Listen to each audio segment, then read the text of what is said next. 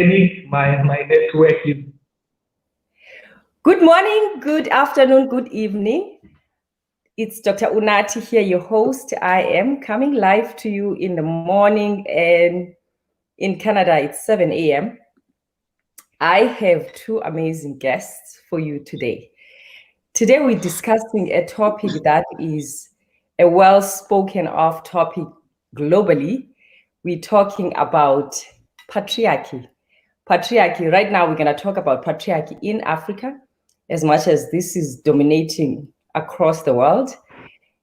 It's quite an interesting topic because studies across board, whether in the East, West, and in Africa, show the importance of involving women in leadership roles, but we're still lagging. But I have good news. There's some entities where women are in leadership. We're gonna explore that with my two guests. Without wasting our time, I would love to introduce our guests to my right.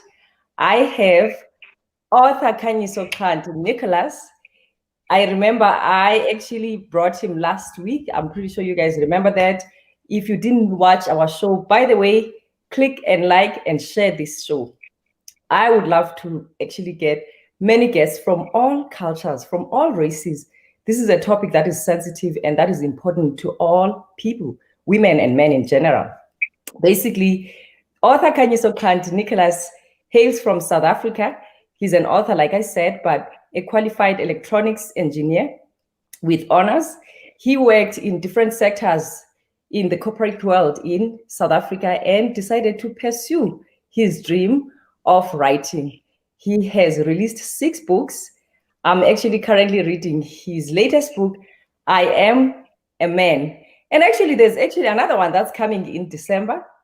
I don't want to mention it. He's the one who's going to talk about it. It's just a beautiful content that's coming for you guys in December. I don't want to waste our time. Thank you so much. Welcome, author Kanyiso. Welcome to Xhanti. Thank you for having me in the show. It's always a pleasure to be part of this show because I learn a lot. And I know today is going to be packed with hunting lessons. Of course. I'm glad to be here. Thank you so much, Kanyiso. And also to Kanyiso's right, I have Rev Xolani Sam. Thank you so much, Mfundisi. I know that you are in a busy leadership role and you said yes to this. It was a short notice and you actually decided to come on here and enlighten us about this fundamental topic that I feel it's amazing to bring someone of your background to enlighten people here, to give us a broad picture of what's happening out in the world and also in churches in general. I'm gonna give you guys a brief bio of Rev. He is an ordained religious minister at Evangelical Presbyterian Church of South Africa. He's a father of 2 children, 16 and 12-year-olds, a human rights activist with special attention to gender-based violence. He's a former CEO of Men for Change, an organization that piloted involving men in the fight against gender-based violence in 2004 in the Eastern Cape province in South Africa. He's currently the convener of EC, Men's Movement, and is also a qualified financial advisor. Thank you so much, Mfundisi. Welcome. Thank you for inviting me, Unati. Thank you so much. Thank you. You know what? I looked at Africa as a whole, looked at women who were in leadership or who are currently in leadership.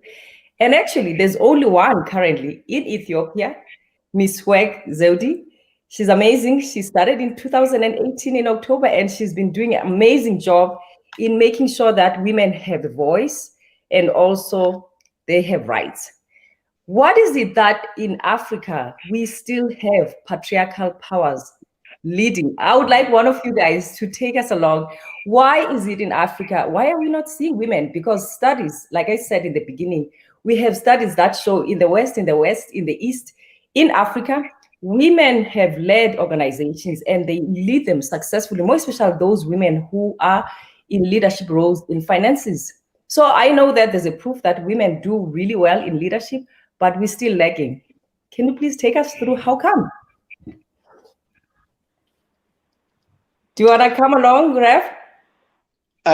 Yes, Unati. Maybe just to get a background into this. When we speak of patriarchy, we need to understand what is it exactly. How do we look at it? To me, personally, patriarchy is just a system of governance where many a times you'll find that men takes a superior role as opposed to women and all that. Men are expected to be the leaders in society, to be leaders in business and everywhere.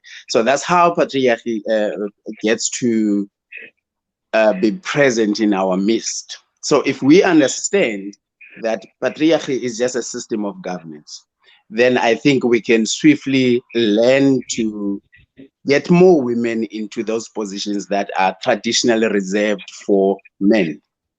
Let me make an example when I'm saying this. Let me just take it from here and say to you, let's take an institution, whether it be a church or business or anywhere else. That church has, or that institution has individuals that constitute the institution itself. But the institution is built in such a way that it conforms to patriarchy. Wherever you walk today, you go into an institution, it's designed in such a way that patriarchy is in your face. Yes. You go and we are living in the 21st century, right? Yes. But if you go into an institution today, you will find there's 2 bathrooms designed for female and male. And yet in the 21st century, we've got a community of LGBTQI.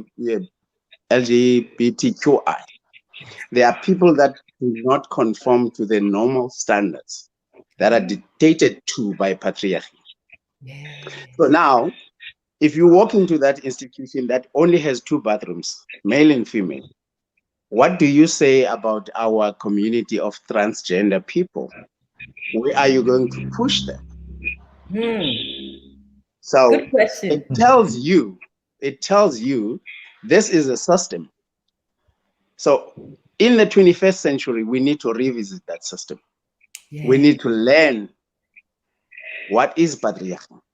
Yes. So it is a system of governance that can be, it's a behavior that can be unlearned. If you are telling me that in Africa, very few women are in positions of power, Yes. and in some churches, it is not that it cannot be unlearned. Yes. It's a system that can be learned to be led by a woman. Thank There's you so nothing much. wrong with that. Thank you There's so much nothing for wrong with saying that, Mfundisi. Yes. You know what? You are mentioning it's a system that could be unlearned. And I was looking at actually the concept of patriarchy. Women would be put in these positions. Let's take it for an example. They would be in the parliamentary posts, or even at work, they would be put in all these positions, but they don't have much say in the politics that also have a financial gain. It has always worked for men. And now you are coming and telling me, as a person who is in leadership in church, because churches tend to have that rigidity. And I mean, this goes back to AD time. You know, you look at the Bible, if we go that direction, men have always been in power. But then when you look in the New Testament, Jesus Christ by disciples, the Magdalenes, they were up there in leadership. And Jesus Christ adored these women, and they had a say in whatever he was doing. Like, I mean, what I'm saying is they were supportive, and he really never really looked down on them. So it's a system that is right here on earth that could be challenged. What do you think of that statement, Kanyiso?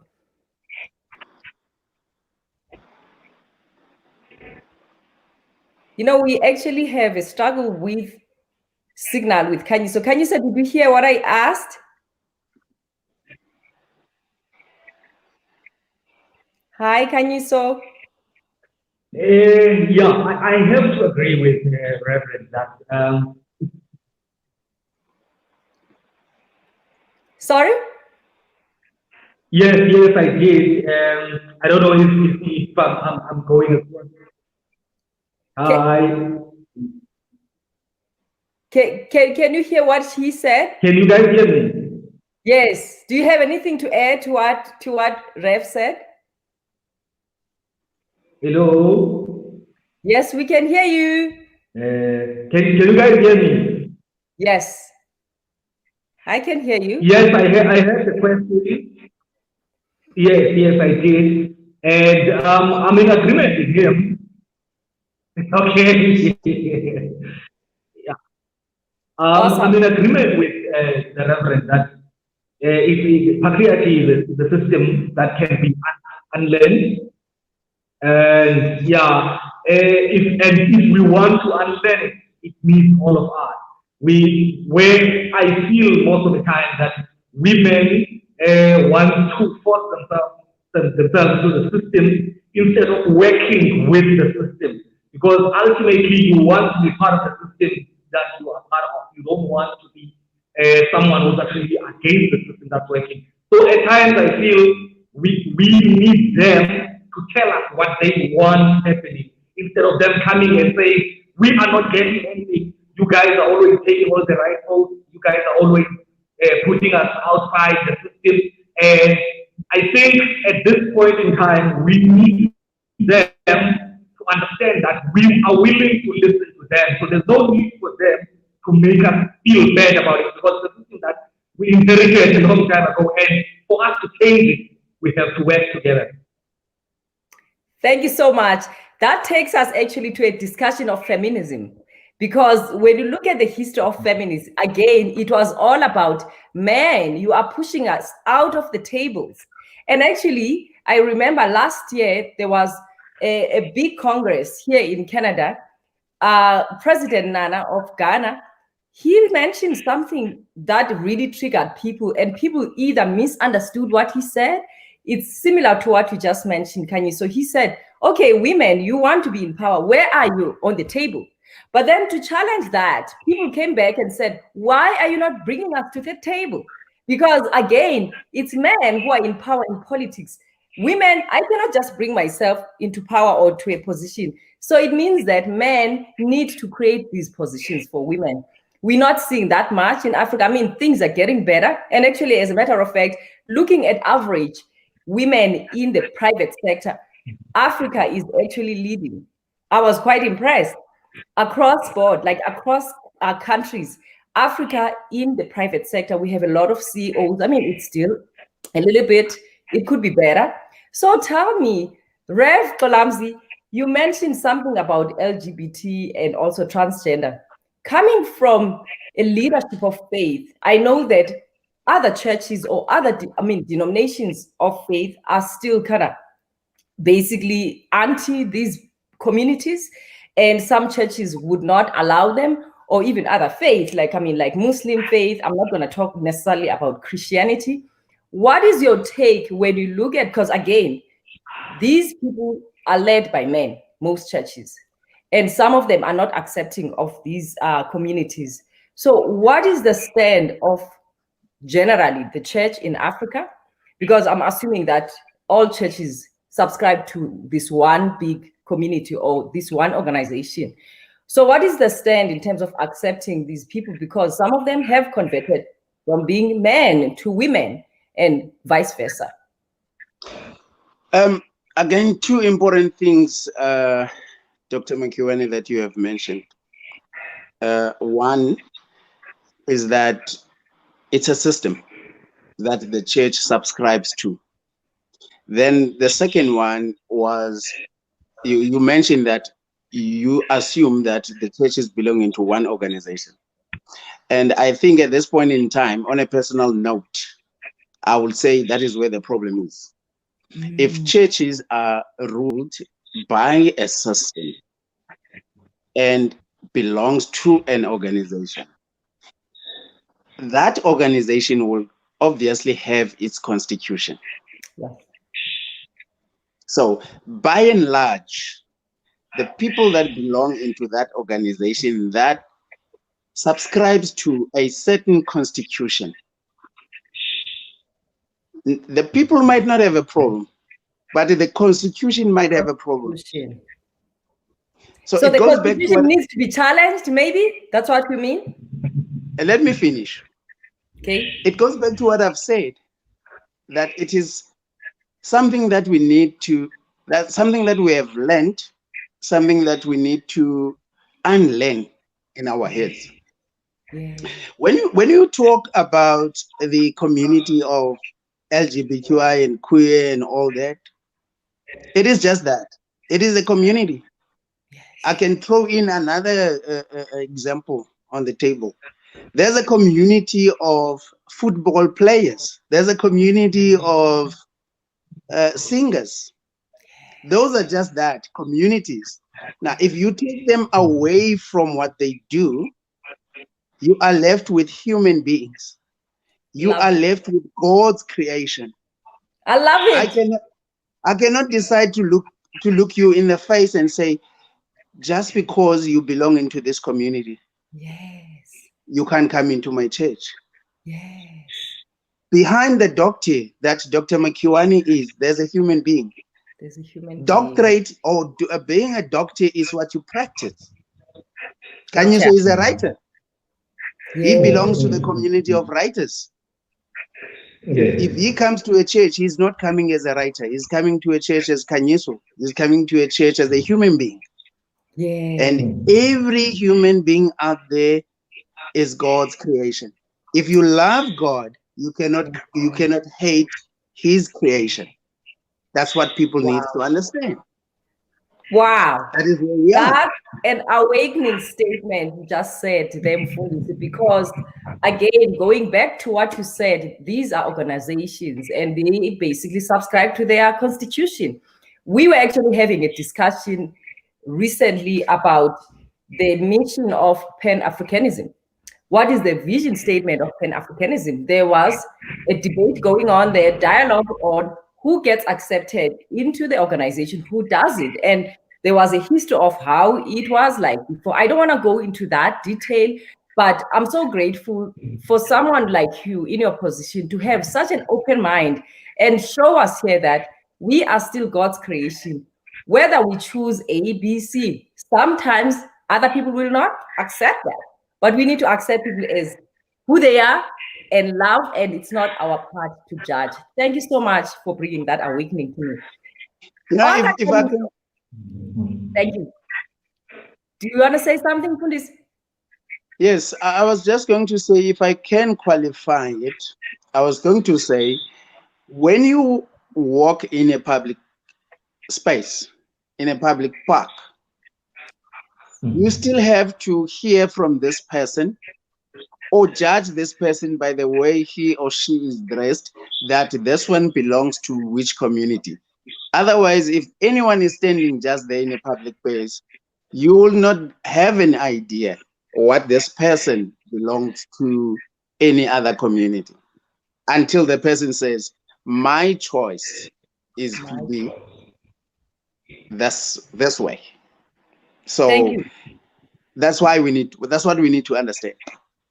Thank you so much for that broad-mindedness. And again, it's basically how we were basically raised, and also all these things, we were indoctrinated into these systems, and that's basically what we know. And that's why today we still need to challenge also.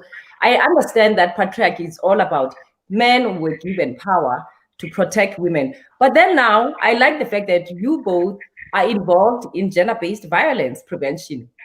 But in that patriarchy, where do we draw the line, Kanyiso? Now men, in that power they are given, they use it now to oppress women. Women today cannot choose, in some families or in some traditions or cultures, a woman cannot choose how many children she wants to have. It will be determined by her in-laws how many she has to have.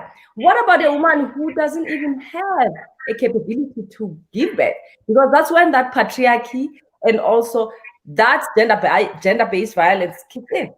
Because we start seeing these women abused by their husbands. What do you have to say on that?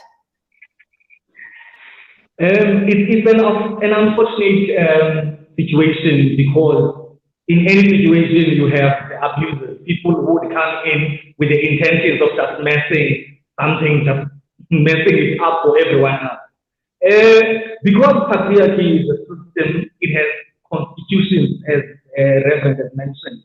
Those are man-made, and sometimes when someone creates something, it's not with bad intention, but there are loopholes in there that some other people then abuse it for their own benefit.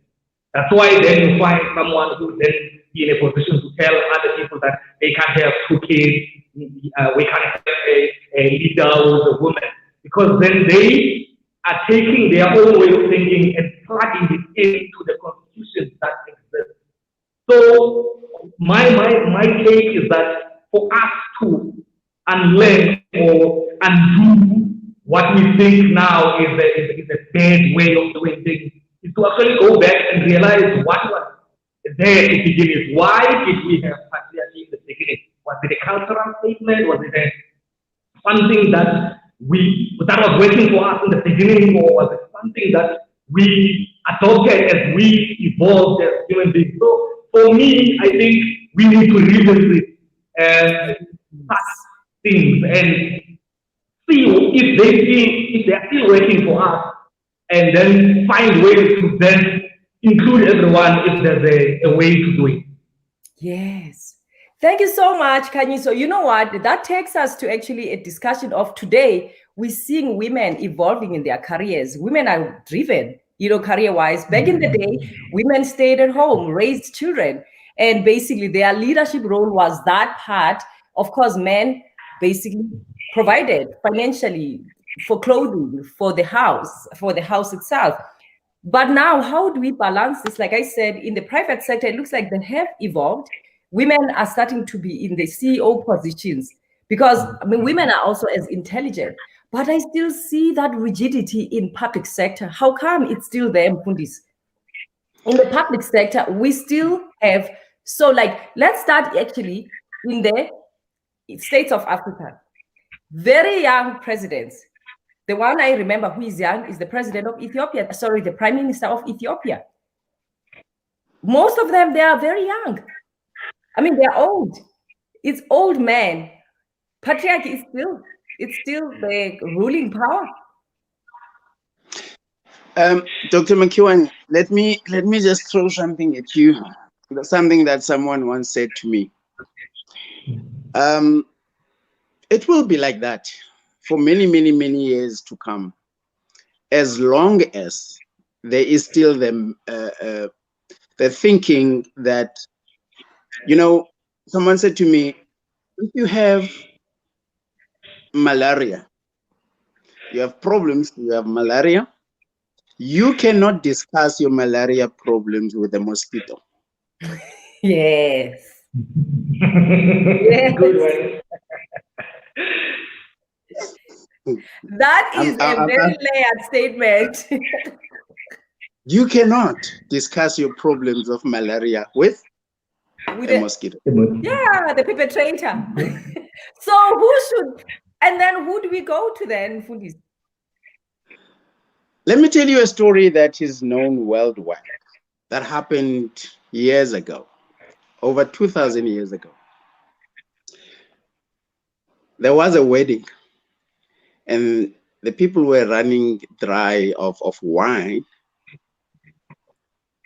and men were there. And his mother went to him and said, go make that wine. What happened? You tell me. You tell me, doctor. There was more wine that was produced then.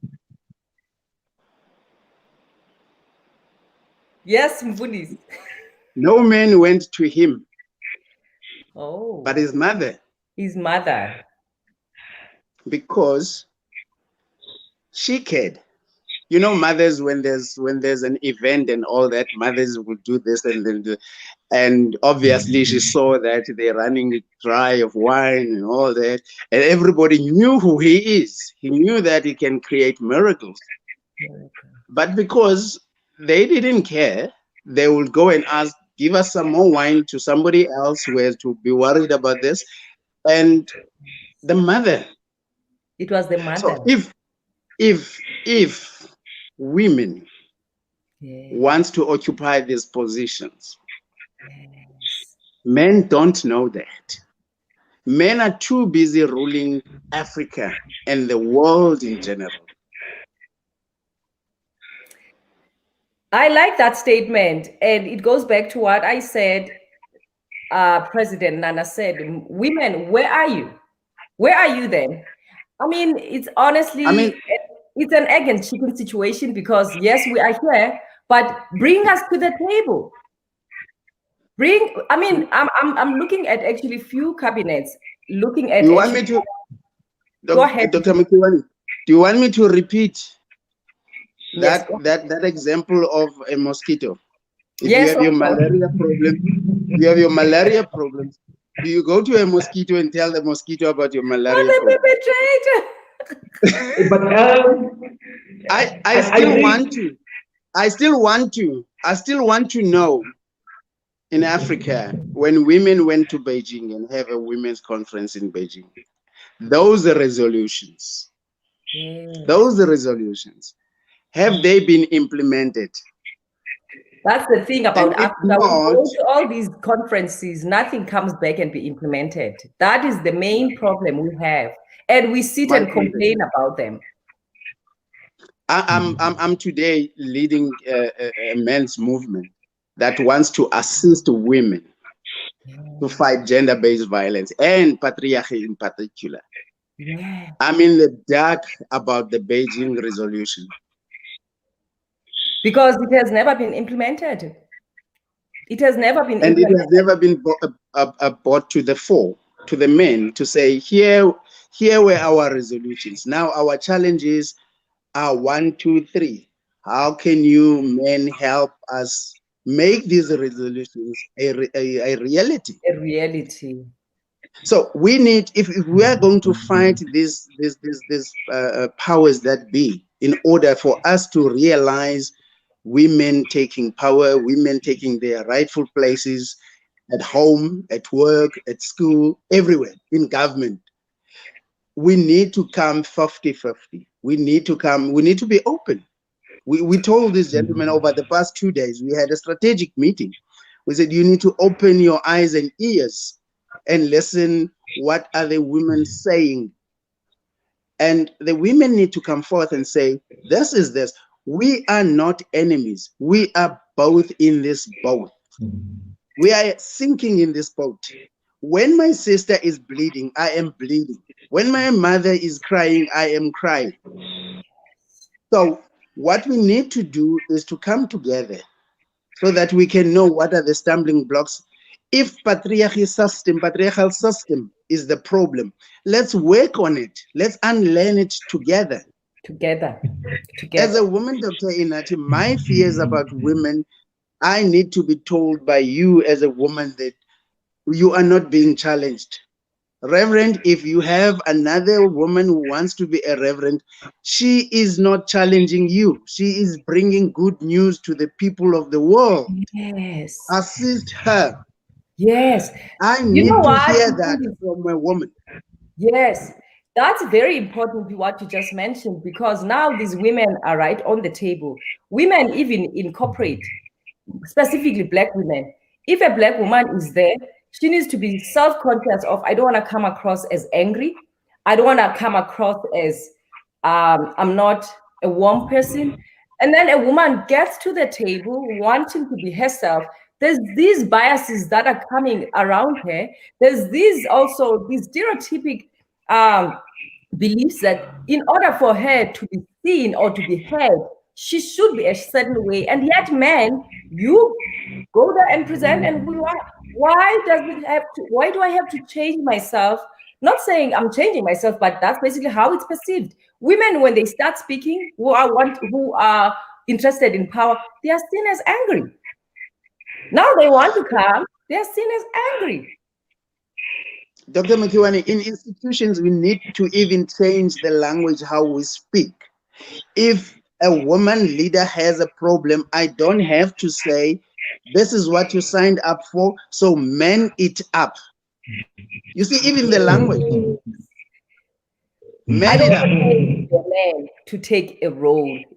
Yes, I don't want to assume that. I still want to be a woman and present my womanhood while I perform the duties. And also women need to also understand they need to be empowered in education. That takes us to another discussion, actually, Author Kanyiso.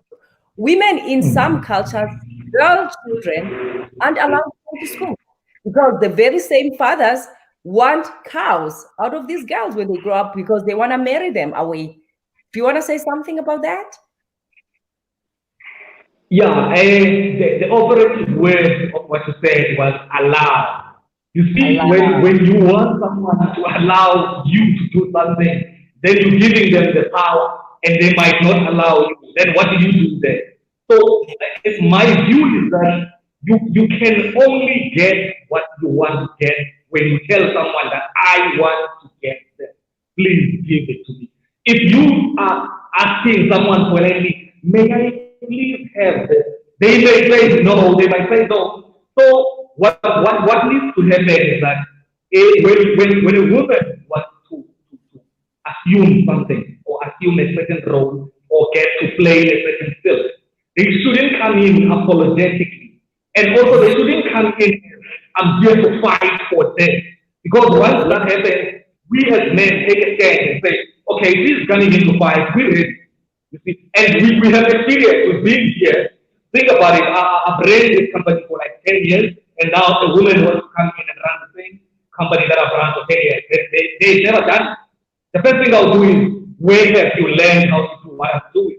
You see, and if she then comes in and says, I'm here to learn how to do what you're doing, then I'll be in a position to say, yeah, let's do this together so that when I leave it in your hands, you are capable. That means we are playing the field together. I'm giving you a chance to do what you do best, and you are telling me that I can do it. So my trust comes in naturally. I don't have to think that you are here to take my place. You see, that's where the problem is. When women come into a certain role, they come in with the view that no one thinks I'm good for this to begin with. So I have to set my authority. I have to change people around. I have to yell at them. You see, that's where I think the problem lies. Because now you no longer doing what we expected you to do. You're actually proving a point that you can also handle power. You mentioned quite a few things, and actually those things you mentioned go back to how do we raise girl children. Let's go back there, because the mentality of boys are strong, and I think it needs to start in our homes. Boys are strong and girls are these little weakling, and that's why they are becoming apologetic when they're coming to show up. People are like, yeah, I'm interested in this position. And when a man says no, you literally give up, because it's also the culture we are raising children. I mean, it's changing in our generation that we are giving our girl children a word or a say to stand up for themselves, to speak up. And I'm pretty sure by the time our children grow up, there will be more women in power because we have not stopped educating them. You know what? You mentioned something that women, they come across and angry and all. Could it be because maybe they're fighting back because it's been long standing that they've been in the back? You see, Dr. Onati, when you have to fight up, it becomes a two-way battle where we're thinking, okay, we've been doing this, like I said before, then we won't give you the ground to even start working on. So my thinking is that when we grow, when we groom our girl children, the first thing we have to do is to tell them that they are as powerful as the boy children. And we have to give them the same platform. So at home, if it's time to sweep the floor, everyone sweeps the floor. If it's time to go fetch water, everyone goes to fetch water. So the mentality now will be, if I'm excellent in this, I will be given enough time to show my excellency or my skill. It won't be because I'm a girl, or it won't be because he is the boy. Because that's what usually happens. People will always say, she's the best woman to do this. That doesn't have to be. She's the best capable person to do this. You know, Passive. not even the best capable, someone who's capable of doing it and going forward. Yes. So you don't have to say, I've got this role because I'm a woman. No, I've got this role because I can do what requires of me. You know what? You're mentioning something very vital, because it goes back to what I was saying. We need to educate girl children to be able to access these opportunities. I'm very impressed with Africa. There's a lot of telecommunication organizations coming up, you know, encouraging girl children to go for science, to technology, because these were roles that were played by men. And actually, I mean, heavy industry, heavy equipment industry, again, I guess it goes because men are stronger. They can actually basically perform these roles more. I mean, we see women. I have actually colleagues that were very tiny in med school, in residency, and they went into orthopedics. They are basically holding all these big bones, and they have taken this leadership, which is quite impressive. We want to see more of these great girl children taking up these roles. Now, let's talk about, now I'm showing up and I am this powerful woman. I'm not angry. What is it that men get threatened when a powerful woman comes into power or is going to take a role? We've seen men even resigning because they were like, I am not going to be under Dr. Makiwane. I cannot. I'm not going to be led by a woman. What do you have to say on that? And Dr. Makiwane is not angry. He's just here coming to perform the work she's given. She qualifies for it. And I like when you said, it's not because I was a woman that I got the role. I was able, I was capable. I performed well in my interview. Why are men threatened when a woman comes into into a leadership role? We see that a lot. And actually, it's not even in Africa alone. We see it also across culture. Like, I mean, in Canada, I see that a lot.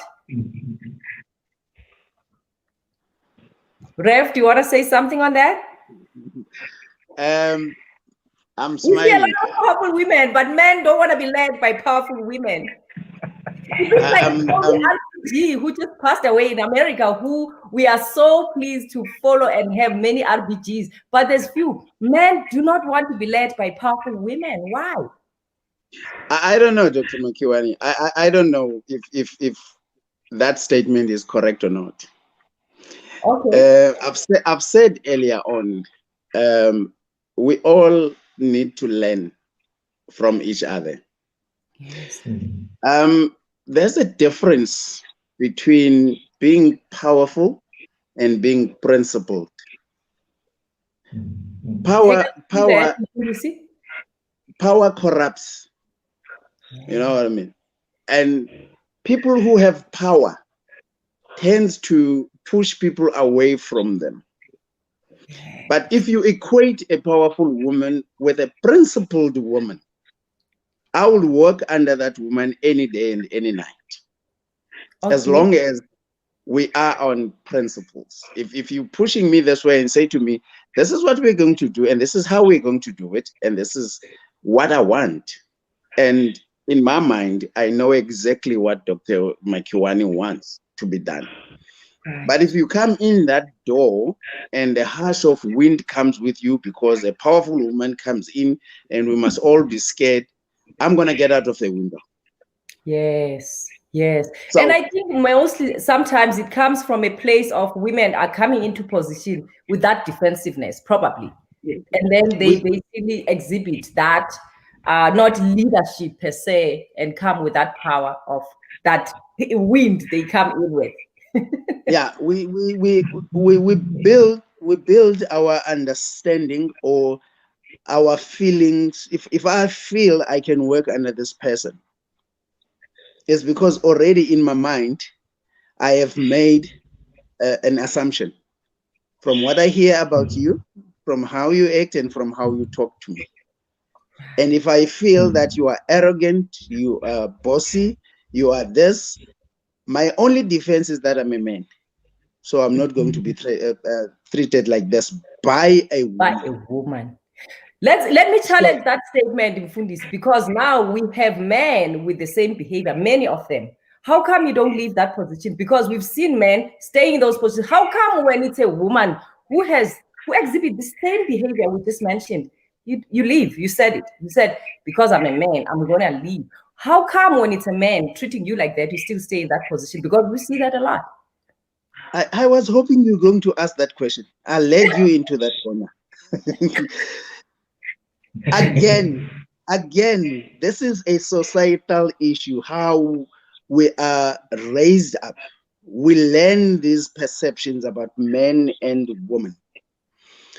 I know a girl child who is a karateka at the age of 12. 12-year-old girl. She's been gone to Japan and all that from South Africa. No 12-year-old boy wants to fight with that girl, not because they cannot fight with her, but because they don't want to be beaten by a girl. By a girl!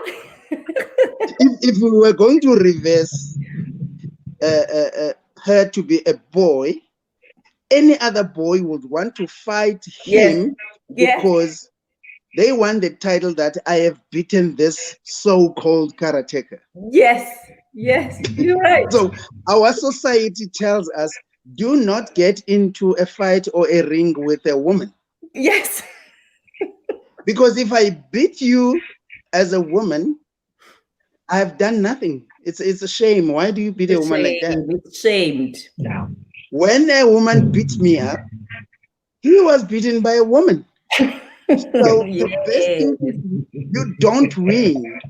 So the best thing to do is to avoid to be beaten by a woman. So we need to change these things, Fundis. We need to change this. Yes. It's a behavioral change that we need. Yes. Thank you so when much. I said to you, when I made it clearly that by a woman, it is what was in my head as I was growing up. Yes. Don't let a girl beat you. Yes. Don't let a girl do this. But So then at this age, it also has led to this gender-based violence. It's pretty much so. Honestly, Kanyiso, do you want to say something honestly to what Mfundis just said? Because this is something we need to change, you know? Yeah, it's a very tricky thing because I believe it's a land thing. As he mentioned, as the Reverend said, that I grew up knowing that I shouldn't get into a fight with a girl. The chance I might lose, and when that happens, I might lose faith. To me, that's a systemic way of grooming someone. It's an indoctrination that we need to take away. I think now is the time where we are ready to actually apply ways to get away from that. Because we are seeing all the bad things that come out of it. Yes. Now, I think the best way to do it as well is to have women come in not with the intentions to beat us, but with the intentions to work with us. Because I feel when you come in and tell me that I want us to do this together, chances are I will be open to it. But if you come in and I know that this would actually be a fight that I don't want to be in, immediately I'll actually walk away because I don't want to get involved with that. And you will think that I'm afraid of you. I'm not. As he mentioned that when I win, it becomes the same. Why would you do something like that? Yes. But when you win, you become a hero. You beat a man. You're right. You're right. Why does it have to be like that? That's where I come in. Why do we have to categorize it as a win on the other side, as a shame on the other side? As a loss on the other side. That's the learning that we have to do. That's the landscape that we have to change. That's the area of view we have to have. That's why I'm saying we have to have these girl children understand from the get-go that they are equal to the boy children. And the boy children knowing that I'm equal to her. If I'm good in science, she's good as well. She can even be better. And strength is something that we can all learn along the line and train to become stronger. But to live side by side, we don't have to be challenging each other as I'm the strongest gender, so I have to assert my authority, even if I'm not as good as the other person, but I can win when it comes to me, you know, that kind of thinking. I think that's where we are right now. And I feel we are going the right way because there's more, like the Reverend mentioned that there's a girl child who's actually very good at karate. To me, that's a statement right there. It's not in comparison to boy.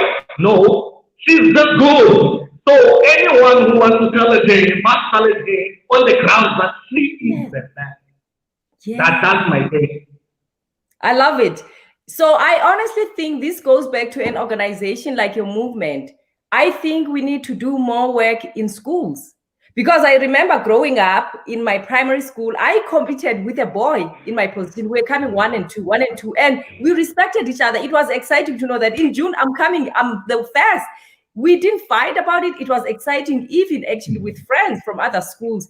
It was a really nice competition that I'll beat to. And for some reason, I don't remember in my head thinking that I'm beating you because I'm a girl. It was more of an academic competition, but we were embracing each other. Excited about that. I would love to see that in schools and also looking at the children, because at this point, we're starting to also have all these discriminations even in school. There's so many things that are against boys and girls. Like, I mean, I wish the governments could also step in. I'm so grateful for an organization like yours. And I hope to have more of organizations, more of them, or you guys, like I want it to be a ripple effect across South Africa, working with schools and educating boys and girls, like to see themselves as equal. I love this conversation, and it's coming to an end pretty soon. And I don't want to miss what our viewers are saying here. Mfundisi, do you want to say anything? Dr. Makiwane, I hope platforms like yours will then escalate these talks so that men can start to understand that we need each other. We need women. Women need us. We are a community. We are human beings. Yes. We are here for each other. I love it. Without my sisters, without wives, without anything, men are pretty on their own. They can't make it. And we need each other. We need each other. Whether it's at home, at work, or any other institution, we have to understand each other. Let us remove learned behaviors. That's what we need to do.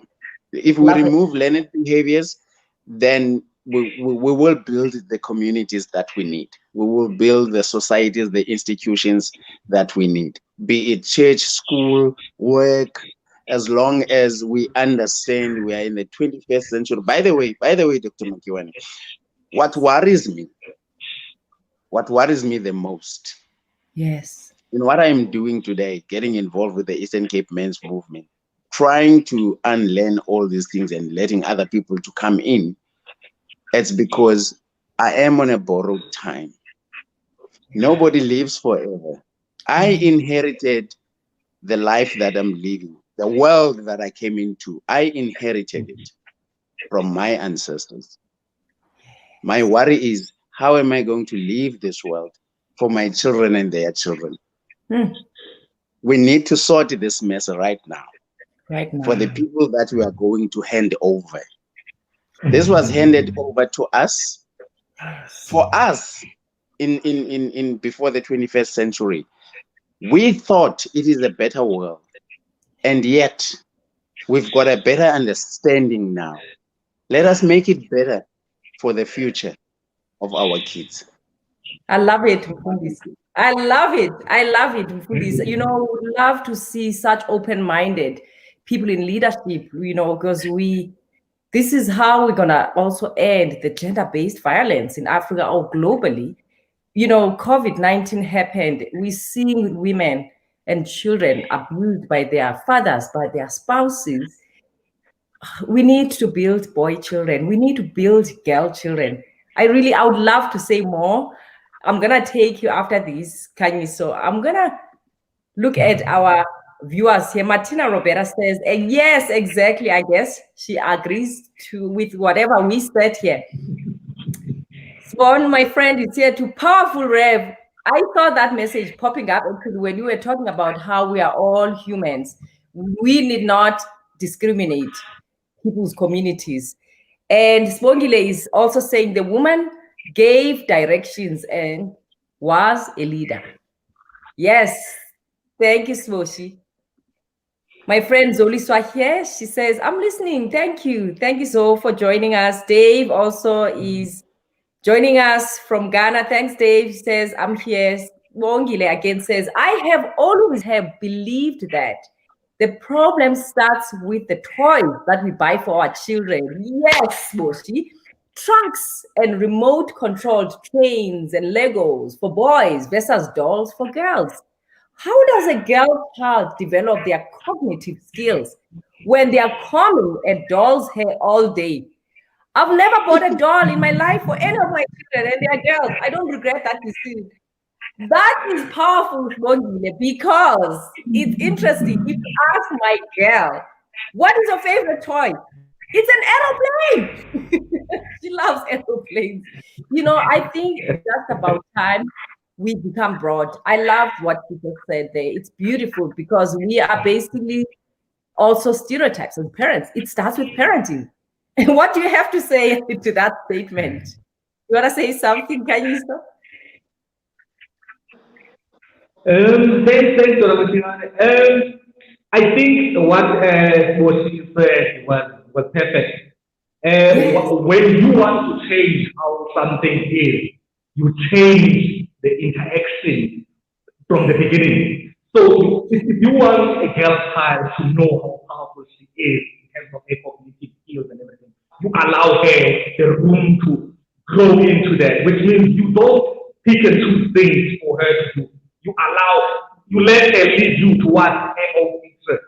Because that's when you will realize how powerful she is in terms of all the things she will. Like the doll example that took it for me. It took the cake because what you do then you limit the child from exploring other things. What if she doesn't like dolls? She wants train trucks, she wants so the way to change system is to change how we interact with the children. Because then they grow up knowing who they are, where they stand, and they stand shoulder to shoulder with each other, knowing that there's no one inferior, there's no one superior. We are all human beings. All equal. Adding to what you guys just mentioned, it starts also in preschools. You go to a preschool. Actually, one of a group I'm in on Facebook, the mom was quite annoyed that her daughter goes to this preschool and she continuously reaches for these trucks, and the daycare teacher keeps telling her, no, go play on the other side where there's dolls. You know, so also even places like that, because that's where our children spend time. You are at work, your child is there 8 hours. So I honestly think it's the whole system revamp that we need here. Zoliswa is saying we need to start changing the perception about women and men. Best place is to start with the girl and boy child. Let us teach the children to see beyond the sex of a person. Amen. Thank you so much, Zo. It's exactly what you were talking about. Do you guys want to say something about that? Mfundisi, do you want to say something? Okay. Ahmed says, my conscience does not allow me to attend the Kulmir Party convention. The fourth convention of the Kulmir Party comes at a time when there are divisions in the government of President Ahmed Silanyo and the government of President Muse Bihi. Kulmir supporters support 90% of the officials in the government of Ahmed Silanyo. The Kulmir Party will not give me a conscience if I am appointed as a minister, ambassador, director general, or mayor to attendance, I guess. That's what he wants to say. Ahmed is concerned about a political dynamic there. I wish you all the best, Ahmed, in whatever is happening in your country. These patriarchal issues are major in all countries in Africa and beyond. I don't have any other comment. I lost Rev Sam there. Kanyiso, do you want to say something to take home for our viewers here in our last 4 minutes, please? Thank you, Dr. Banati. What I would like to say is that if what we want should be something that we start to try and implement in the get-go. So if we want a system where everyone feels equal, then we have a role to play. So women should look up to men to give them the opportunity to change what they want to change. So you shouldn't be sitting in a corner and hoping that you are going to be given a chance. You should stand up and say, hi, this is time for me to take my pen and change things the way I want them to be. So, because these things are things that most of us are born into, like the Reverend was saying, that we inherited this world as is, and sometimes what we think is right, it actually is rubbing someone else the wrong way. And I feel at that point when you discover that, okay, women don't like this, then you have to tell them that now it's your turn to tell us what you want so that we can implement it. As he mentioned with the Beijing statement that he made. Exactly. That sometimes we don't know what you want. Yes, we don't know what you want because you're not saying it. You're just saying, give me the podium. And when we don't know why we are giving you a podium, sometimes it becomes difficult because we don't know why we are giving you the podium. And most of the institutions that we have are institutions that we can change the constitution of. So if there's a constitution that you say is actually kicking you out or it's marginalizing you, it's your role to stand up and say, I'm part of this institution too, and I don't feel I'm being handled properly by what everyone is doing. If you are part of a church that doesn't allow women to be ordained to be ministers, you have to stand up and say, as part of this church, I feel I'm being marginalized, so that we understand where you're coming from, and so that we can give you the podium and say, okay, she feels marginalized, and what is it that we can do as the man that she thinks we are marginalizing her? So, in essence, we have to work with her, and we have to make sure that we are comfortable in our spaces, and sometimes the spaces interrelate or strong. So when that happens, we have to understand that the other party is not coming in to erode my influence. They are here to play their own role and to take things all taken care of the same way as the people that have been taken care of before she showed up. So in essence, I think the insecurities that are within us, we need to actually put them on the table and say, hi, I'm insecure this way, and I feel the only way to help me overcome my insecurities is for you to help me by doing 1, 2, 3, 4. That way, then you know when they refuse, it's them that are refusing, not what you want to achieve. So it's their nature that they now see you as a competition. So I feel coming in and asserting your presence as that I want to be seen as this, when you're not really showing your hand in terms of why do you want to be seen in that way, then I feel if we can do that, if women can actually show up in spaces that are occupied by men, and not show up to compete, but to actually say we are capable of doing this, to allow, give us the chance. I don't like the word allow because it always gives that someone else has the power to let you do something. I want you to say, I can do this. I can do this. I love it. You know what? I think the Reverend might want to add a few words there just in closing for us, Dr. Onel. Yes. Yeah, thanks so much for connecting again here, Rev. You know, Kanye so mouthful, really. And to be honest, I think it goes back to how we are raising our boy and girl children, to raise them to have intact self-esteem, to be able to have a voice. It starts in our homes, because honestly, a lot of times people struggle in adulthood. They are unable to even, let's talk about even in couples. You know, your husband, your partner has a say over you. We've had women raped by their spouses because they did not allow a certain act. Sorry, I think the communication is a bit broken. Oh, you couldn't hear me there? I hope you heard me. No, I was just saying that it's just about time we raise our boy and girl children to have confidence in themselves, to have really intact self-esteem, because truly they are unable to show up in these spaces we're talking about to say, hey, I can do this, without showing arrogance, without showing anger, but to show up in a manner that, yes, we can listen to Unathi. She's showing up in a manner that she is representing herself with poise, with charm, and we can listen to her. So I think just about that. We need to challenge parents here to basically do what they need to do with their children. Mfundisi, we're gonna close now. Do you have any word for our viewers, please? Yes, Dr. Makiwane. It's quite interesting what you are talking about, that it starts with our children. Let me just humor you. The first time I was a parent, I had to raise my sister's daughter. Really? Yes. She was given to me to raise.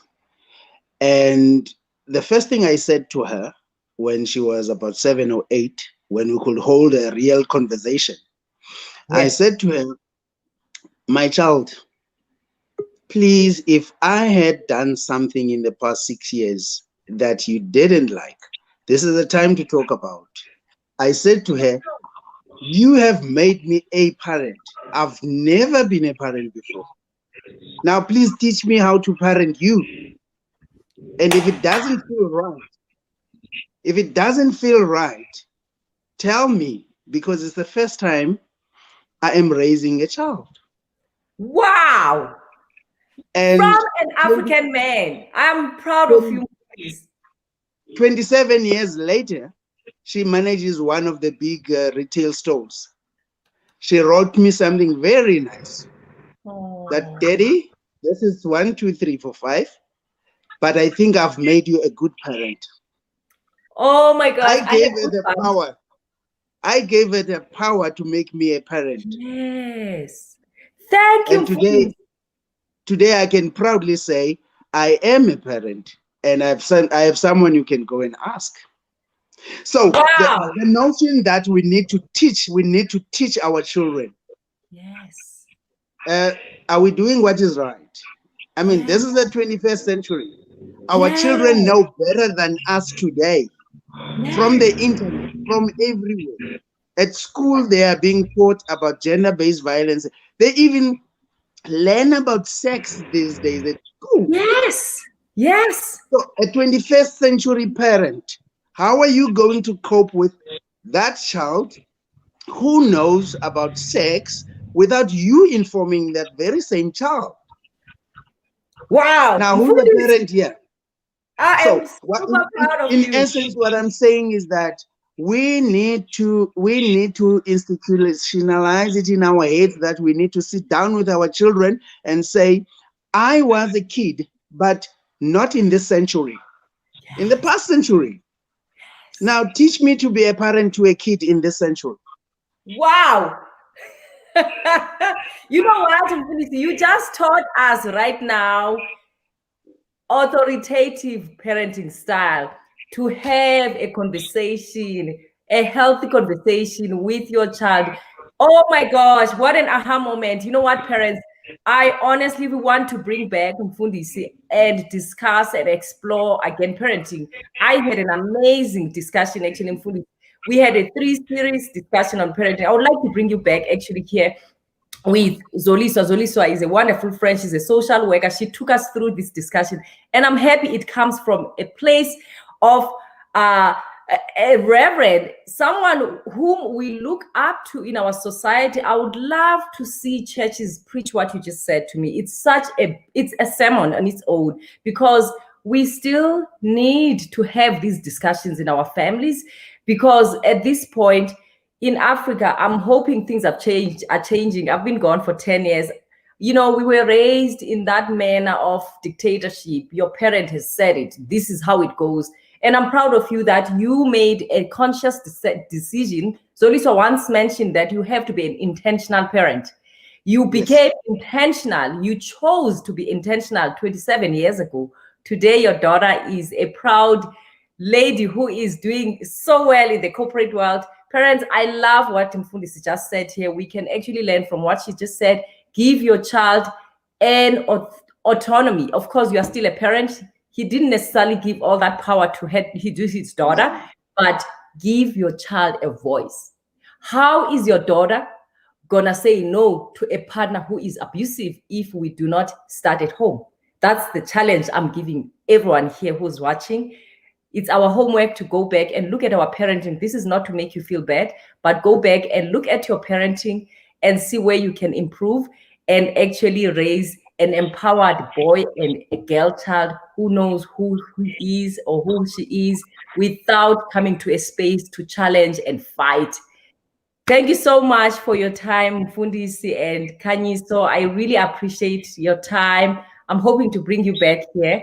To our viewers, thank you so much for staying with us. I hope to meet you here next week.